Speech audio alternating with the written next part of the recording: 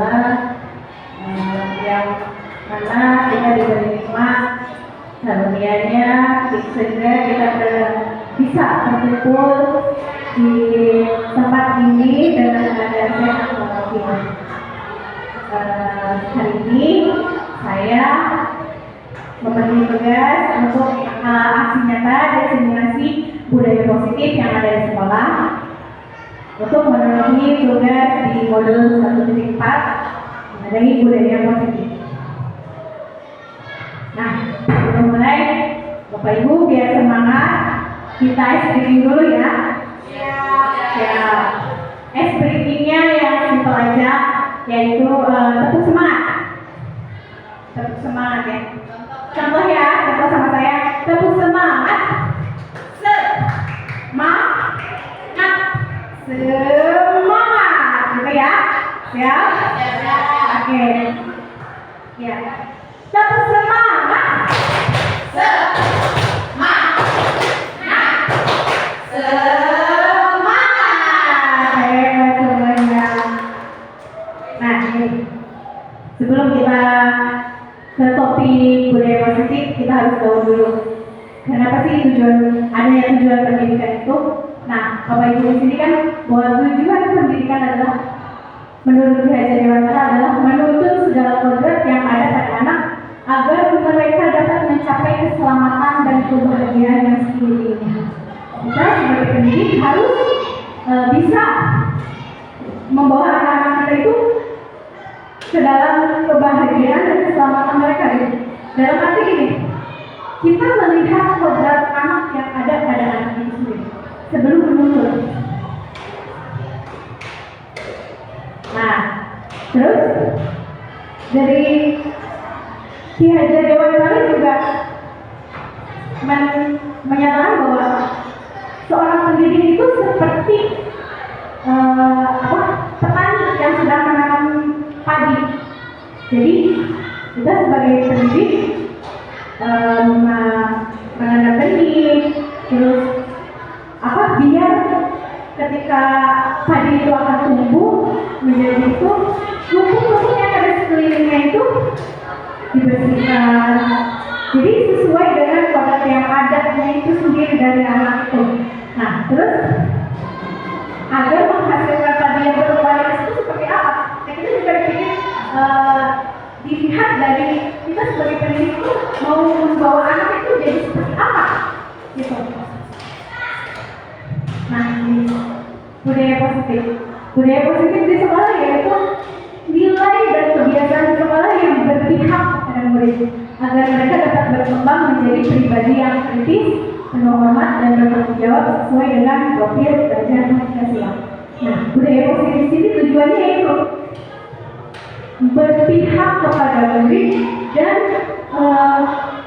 mengembangkan, menjunjung, mewujudkan apa yang ada dalam profil belajar Pancasila, nilai-nilai dari gotong royong, menalar kritis, terus berkebinekaan global. Nah, nilai-nilai itu yang menjadikan tujuan akhir adanya budaya positif itu sendiri. Ini konsep utamanya. Konsep utama dari budaya positif. Yang pertama adanya perubahan paradigma belajar. Terus yang kedua disiplin positif. Yang ketiga kebutuhan dasar manusia. Adanya motivasi perilaku manusia. Restitusi positif guru. Ada keyakinan kelas dan segitiga restitusi. Nah, sebelum kita memulai kebiasaan adanya budaya positif, kita harus tahu dulu. Tadi sudah disinggung sedikit tentang tujuan dari disiplin positif. Terus kita harus mengerti apa sih kebutuhan manusia, apa sih kebutuhan anak itu, dan motivasi perilaku anak di sekolah itu seperti apa. Nanti saya akan sedikit membahas. Terus kita sebagai pendidik itu harus punya posisi kontrol yang seperti apa. Nah, terus di samping itu ada tindakan dari posisi kontrol dulu sudah kita ketahui, terus kebutuhan dasar anak sudah terpenuhi, motivasi anak sudah ada yang kesadaran, kita membuat dari keyakinan kelas. Nah, terus Dari keyakinan keras itu timbul adanya rasa, jadi ketika ada permasalahan kita bisa membuat segitiga resolusi.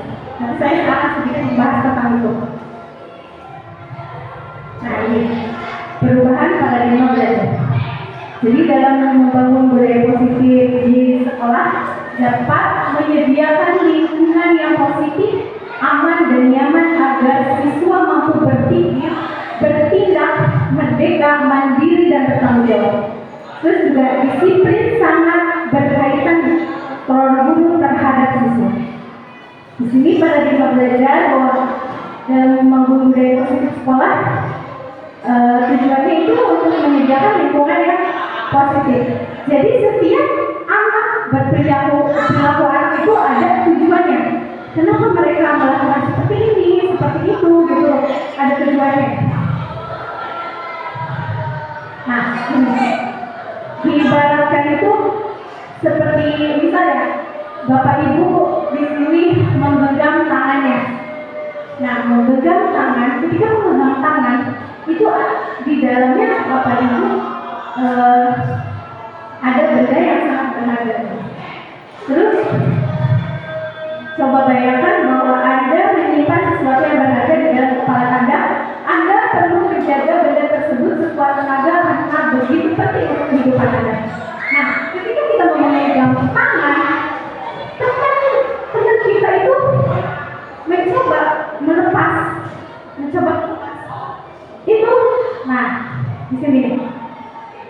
Teman Anda boleh dengan membujuk, menghardik, mengintimidasi, memarahi, menggoda, mengelitik, bahkan menawarkan uang untuk membungkakkan kepala itu. Apa yang dilakukan? Apa? Yang menjadi kontrol itu kan diri kita sendiri. Apakah mau dilepas atau tetap dipertahankan? Gitu. Jadi dari apa namanya? Budaya positif itu sebenarnya kaitannya dengan kontrol diri.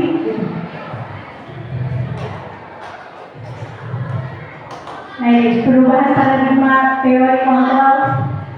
Jadi ini ada miskomunikasi, jadi miskonsep dari dulunya ada teori tentang teori kontrol itu ada miskonsepsi. Nah ini diubah oleh Dr. William Glasser. Jadi adanya kesetaraan tentang ilusi guru mengontrol murid. Nah, bahwa kita itu sebagai pendidik adanya pengontrol murid. Jadi murid itu ketika kita menyuruh anak langsung melaksanakan yang itu, kita sebenarnya sedang mengontrol murid gitu. Terus ilusi bahwa semua penguatan positif itu efektif dan bermanfaat. Ini contohnya bahwa seperti kayak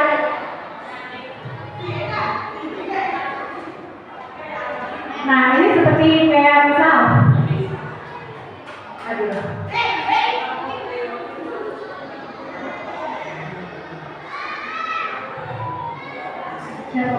nah positif, efektif dan bermanfaat itu seperti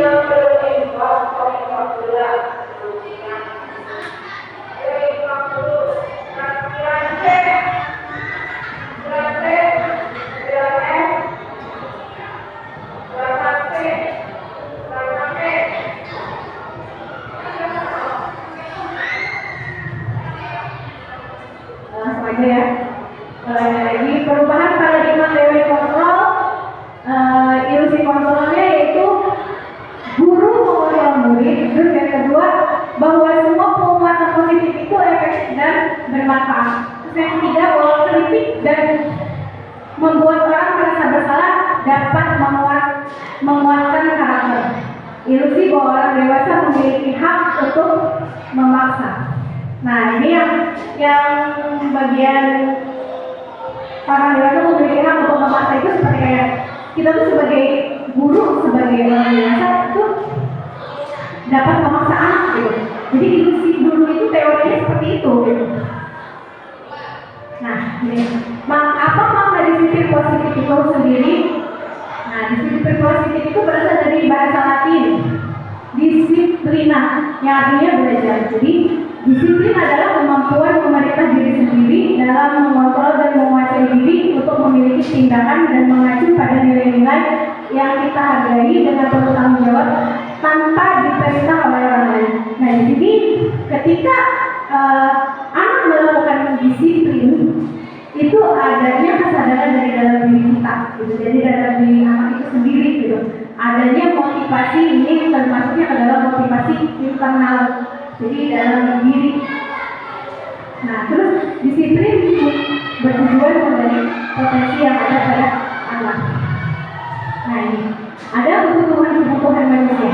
Jadi kebutuhan manusia itu ada lima. Yang pertama, kebutuhan bertahan hidup. Kebutuhan akan cinta dan diterima.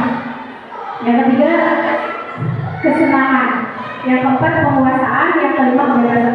Nah, kebutuhan bertahan hidup itu seperti kebutuhan makan, terus rasa lapar, terus tidur, gitu, itu bertahan hidup.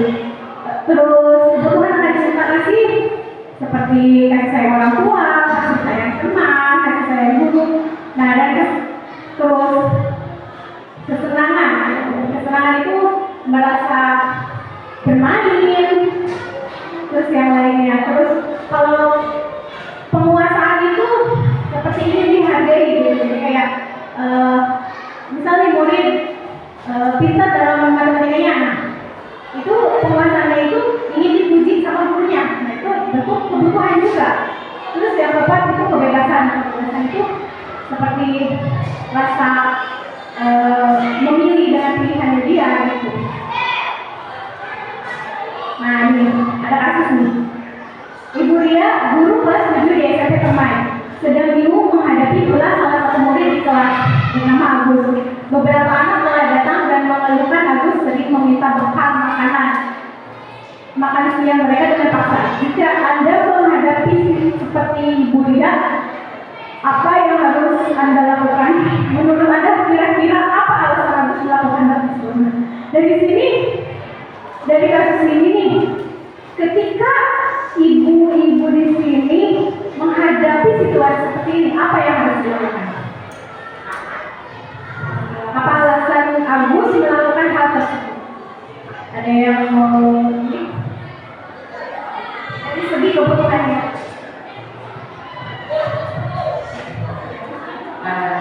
Kalau saya jadi ibu Ria, saya akan memanggil Agus, ya, mengadakan pendekatan kepada Agus. Gus, kenapa kamu cuma tidak makan sama teman kamu? Saya kira jawaban Agus pasti mungkin karena dia lapar, di rumahnya tidak ada sarapan, tidak ada yang harus dimakan. Kemungkinan besar atau orang tuanya hanya memberi bekal yang sedikit. Mungkin itu dari saya. Terima kasih Bu Aisyah. Nah ini dalam konteks penerapan disiplin positif, Ibu Ria sedang mencari alasan Agus melakukan tindakan tersebut agar mengetahui kebutuhan mana yang sedang berusaha dipenuhi Agus. Betul tadi kata Bu Aisyah bahwa kita harus mencari tahu dulu nih kenapa Agus bisa melakukan seperti itu. Apakah dari pekerjaan kurang atau belum bisa apa? Gitu. Nah ini semua perilaku memiliki tujuan teori motivasi perilaku manusia.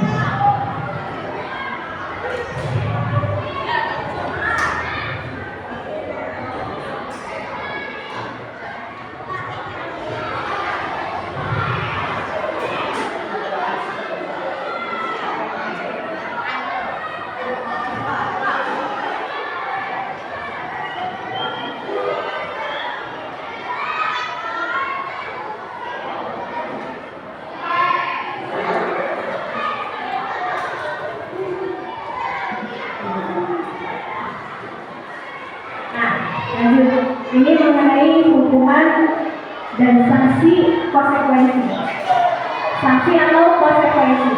Nah, kalau hukuman itu seperti apa sih Bapak Ibu yang diterapkan di sekolah itu seperti apa biasanya? Hukuman.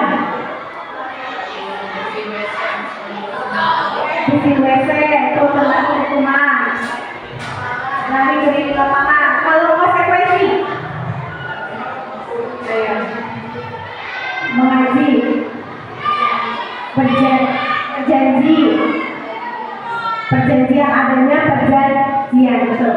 Nah, bedanya hukuman dan konsekuensi itu hanya dari kalau hukuman itu terjadi kontrol dari guru itu sendiri. Tapi kalau sanksi atau konsekuensi itu adanya kesepakatan antara guru dan murid. Gitu. Boleh berbentuknya misal dari segi lari di lapangan, tapi dengan bahasa konsekuensi. Jadi adanya perjanjian dulu. Dari kita, nah kita bisa lihat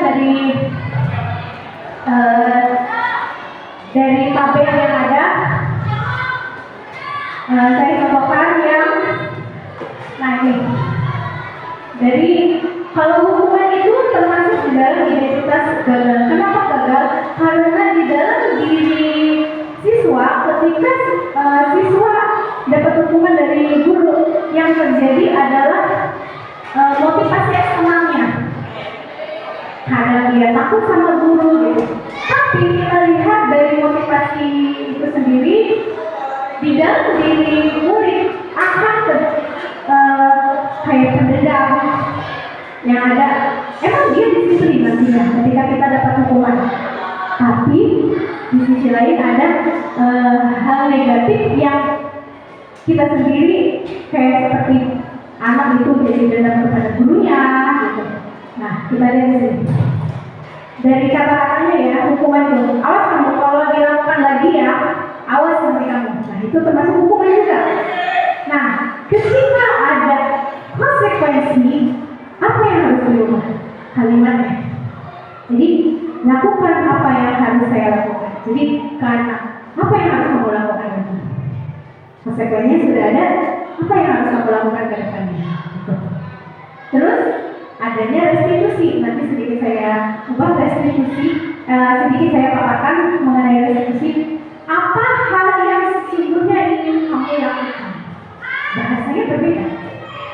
Tapi di sini kita lihat identitas sukses ini menerapkannya disiplin.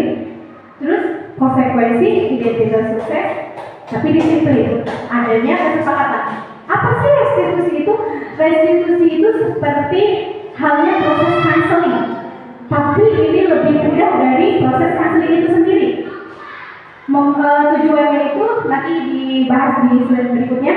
Dan ini restitusi bahwa ada hal positif di sini.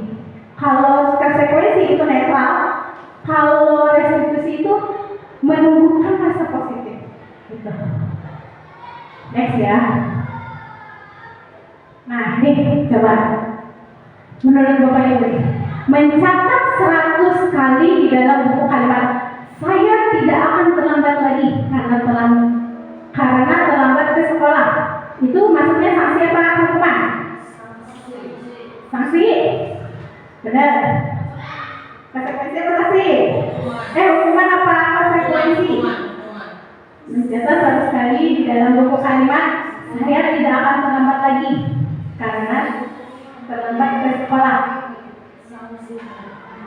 Ya apa? Hukuman, sanksi. Jawabannya sanksi. Kenapa? Karena ini ada kesepakatan. Coba lagi ya. Lari mengelilingi lapangan basket 2 kali karena terlambat hadir di sekolah. Hukuman, betul. Membersihkan coretan yang dibuatnya di meja tulis. Konsekuensi, betul. Nah, ada lagi. Murid diminta untuk push up 15 kali karena tidak menggunakan masker ke sekolah. Hukuman atau sanksi? Ya. Murid diminta untuk push up 15 kali karena tidak menggunakan masker ke sekolah. Hukuman. Dari satu lagi, menggantikan kertas tugas teman yang telah dicoret. Ini konsekuensi. Lagi, murid diminta bertelanjang kaki sepanjang hari karena tidak menggunakan sepatu warna bintang sesuai peraturan sekolah. Hukuman. Oke. Nah, dari sini kita bisa lihat dari tadi kalimat-kalimat mana kalimat yang berbentuk hukuman, mana yang berbentuk adanya hukuman itu dari dalam diri kita. Dan ketika adanya konsekuensi itu adanya kesepakatan dari guru dan murid. Nah ini ada 5 posisi kontrol yang harus kita terapkan ke anak ya. Setidaknya posisi mana sih dari ibu-ibu semua di sini gitu? Yang pertama, guru sebagai penghukum. Biasanya kalau guru sebagai penghukum itu nunjuk anak aja itu udah termasuk menghukum. Awas kan dari kata-kata seperti itu. Terus yang kedua, ayo Pak, nih anak di penjara.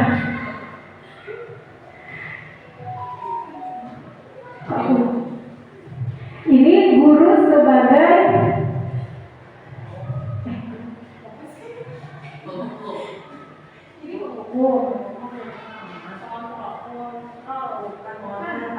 ini teman pemantau manajer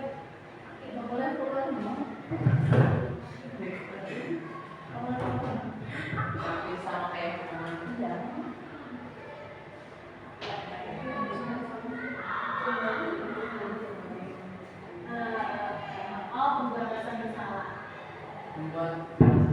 Oke, yang ini guru sebagai pembuat rasa bersalah.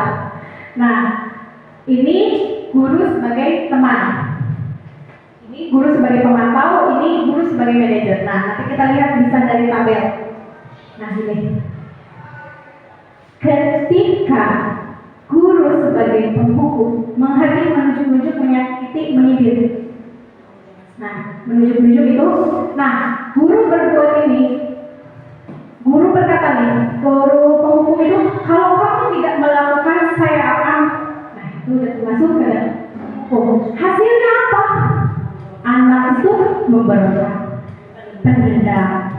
Nah, terus nih, murid berkata bisa jadi dia yang udah peduli, udah males, gitu kan? Nah, terus dampaknya apa nih pada murid?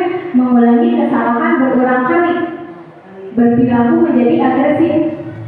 Terus kaitan dengan dunia berkualitasnya apa?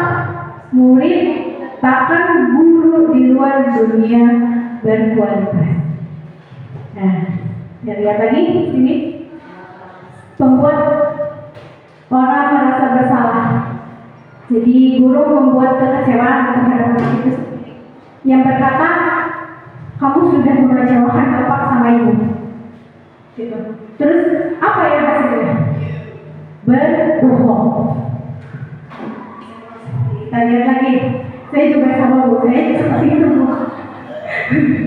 Jadi kadang nanti dari murid itu hasilnya berkata, maaf bu, gitu. Dampaknya ada rendah diri, merasa gagal dan tidak dihargai oleh guru itu sendiri.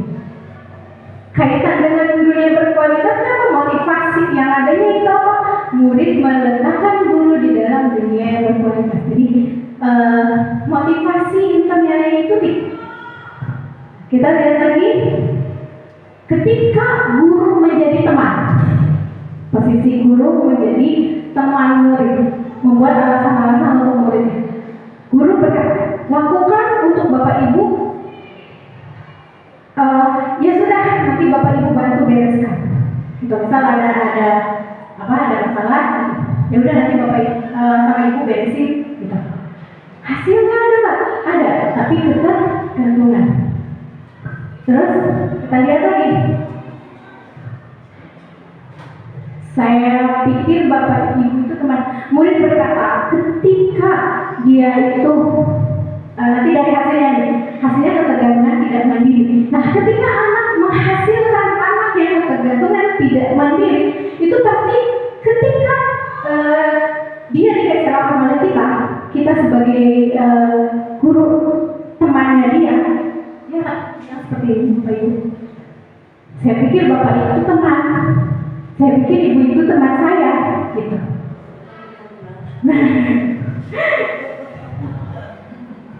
Nah ini, ketika guru menjadi pemantau anak, guru berkata, apa peraturannya? Gitu. itu udah memantau kan. Ketika anak berbuat salah, kamu tahu peraturannya apa? Gitu. Hasilnya apa? Menyesuaikan bila diawasi. Jadi kalau nggak diawasi pasti dia berulang lagi, gitu. Nah, terus murid itu akan berkata seperti ini, saya akan dapat bintang kalau melakukan hal tersebut.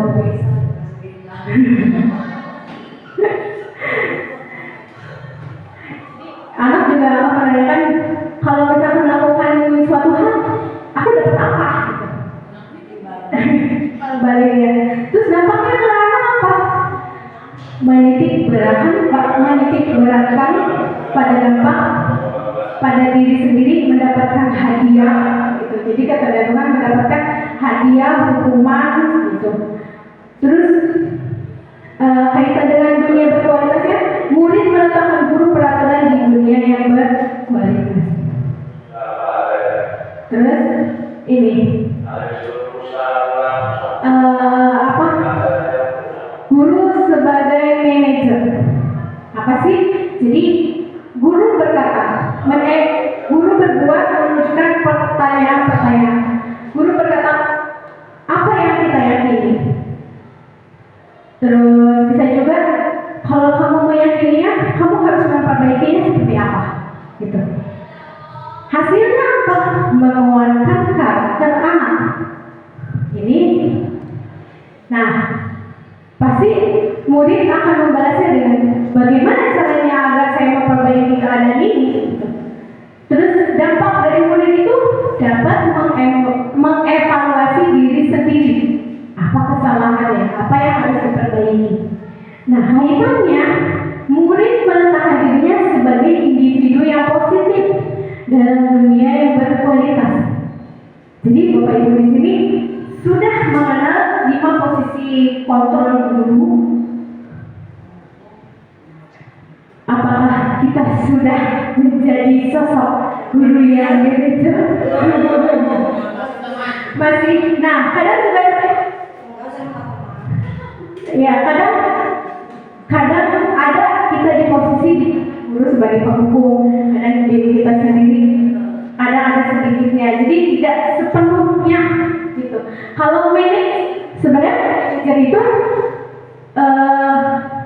ini antara posisi kontrol pemantau dan pembuat murid merasa bersalah. Ini posisinya antara yang jadi menjadi manajer.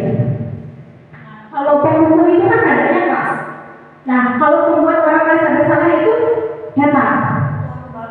Kalau teman itu ya seperti ada ramah gitu, ada ramah. Terus kalau pemantau itu datang tapi tidak ada ekspresi apapun, mau buat salah apa gitu. Tapi kalau ketika kita jadi manajer itu ada di posisi kalau orang berbuat salah, pemantau dan teman itu ada. Tapi kalau tadi adanya kontrol diri dari seorang manajer guru menjadi seorang manajer. Belajar, ini kita sudah mengetahui kebutuhan anak itu apa, posisi kontrol kita sebagai guru itu seperti apa. Nah, sekarang kita membuat keyakinan kelas. Apa sih tujuan keyakinan kelas? Keyakinan kelas adalah nilai-nilai kebajikan atau prinsip universal yang disepakati bersama secara universal, lepas dari perbedaan agama, suku, negara, dan bangsa. Keyakinan kelas ini bisa dijadikan budaya positif kita, Bapak Ibu. Jadi kita di kelas punya keyakinan kelas disepakati oleh anak dan guru gitu ya. Jadi kemarin kan di CGP sebelumnya itu kan membuat tentang keyakinan kelas. Nah, tadi keyakinan kelas cuman tidak jadi. Tadi saya membuat budaya positifnya itu anti bullying terhadap anak, mengenali diri sendiri dan mengenali teman itu sendiri. Nah, kita bisa membuat kelas di dalam kelas sesuai dengan tahapan yang ada. Yang pertama itu berangkat dari aturan. Kalau keyakinan kelas itu berangkat dari aturan. Dan nah, kita lihat di sini. Nah, kalau peraturan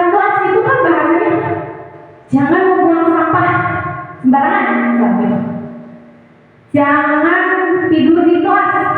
Nah, itu bahasa peraturan kelasnya. Tapi ketika keyakinan kelas kita rubah.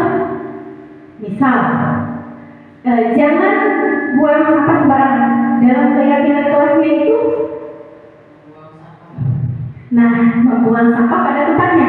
Jadi ada nilai-nilai positifnya. Jadi kalau misalnya, jangan buang sampah di situ, gitu kan?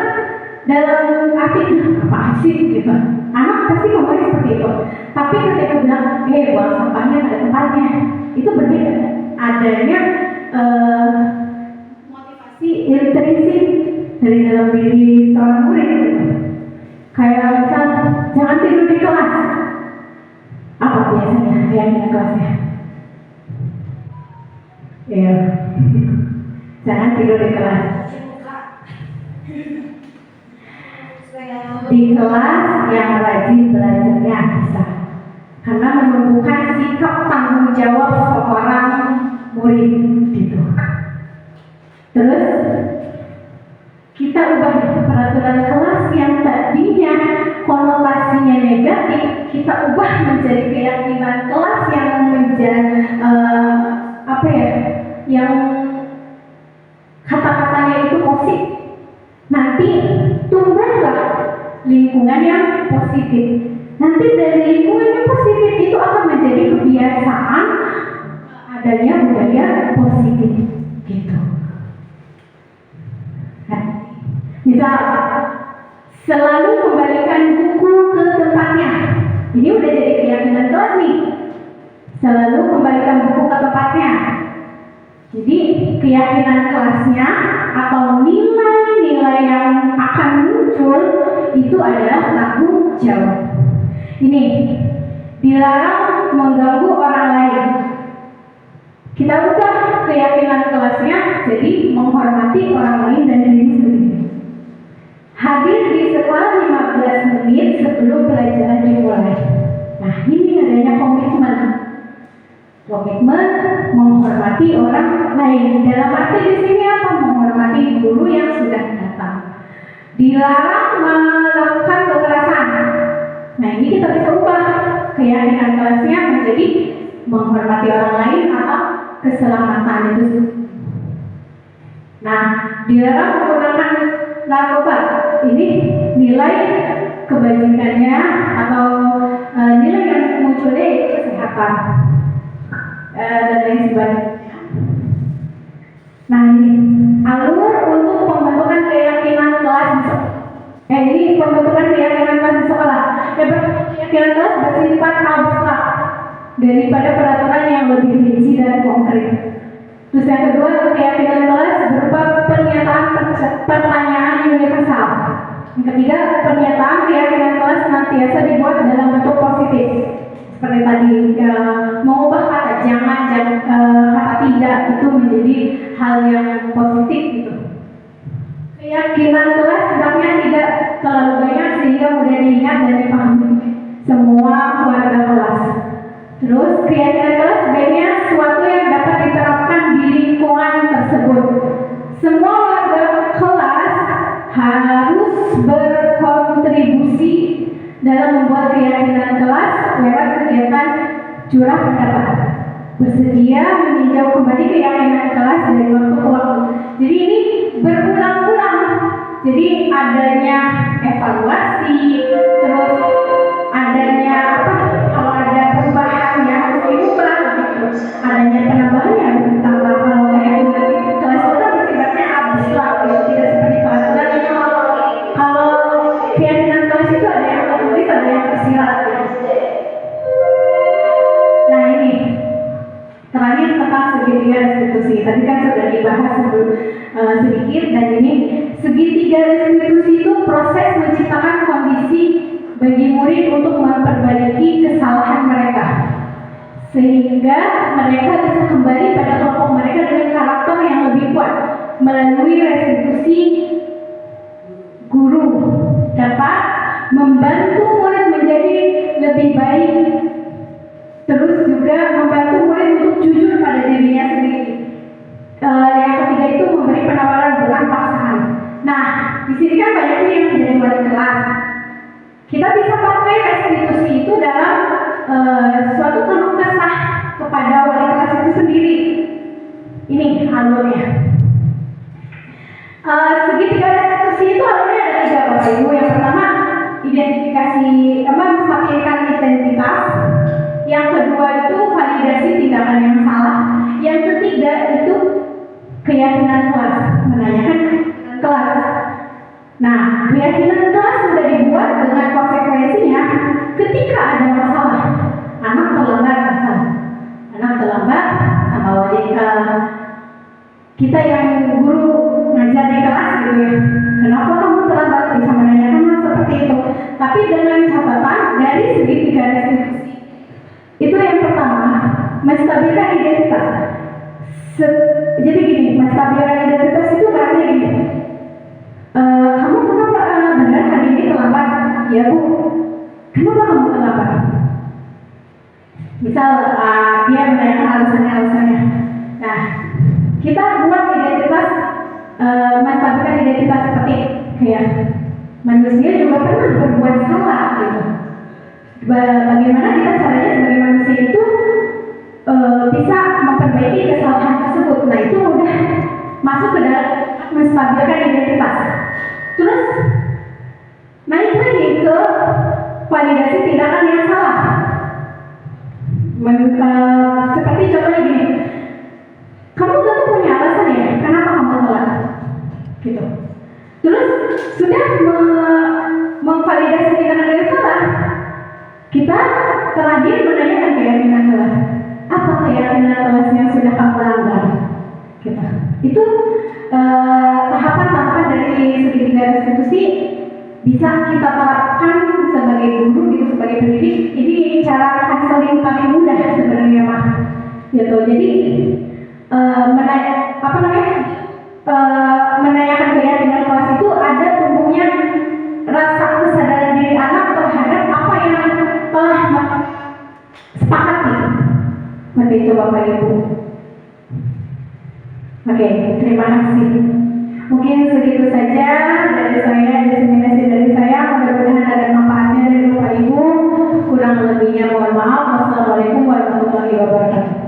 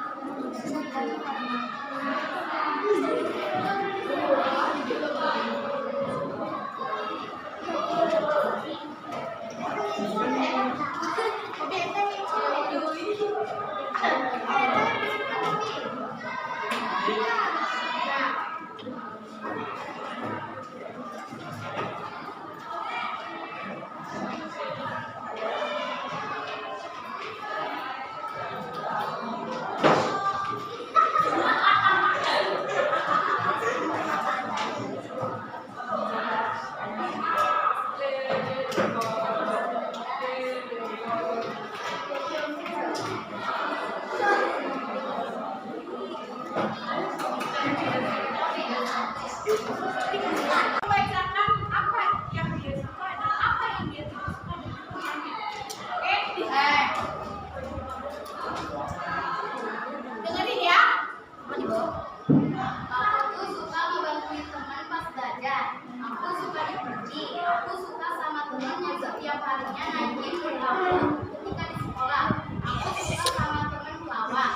Aku nggak suka kalau teman-teman aku pada ngejelekin aku, pada sinisin aku. Dan aku juga nggak suka ketika aku sedang belajar dengan fokus, terus teman aku ngebanggain aku. Nah, dari sini kita dapat contoh. Maila itu tidak suka ya teman-temannya. Kalau Maila sedang belajar, Maila tidak suka diganggu. Kita sebagai teman harusnya seperti apa ke Maila? Tidak mengganggu ketika fokus belajar. Paham sampai sini? Jadi ada batasan-batasan ketika kita bermain dengan teman. Bagaimana kita seharusnya menjaga perasaan teman kita. Dari sini kalian semua mengenal teman kalian. Apa yang dia suka dan apa yang tidak disukai. Terima kasih Maila, silakan duduk kembali. Nah, apa sih tujuan dari semua ini? Tujuannya yaitu diejek, Dimintai ngomong, jadi verbal. Gendut, kan nggak ada. Guru siapa kamu? Nah, itu termasuk bullying. Verbal. Ini apa? Sosial, apa maksudnya?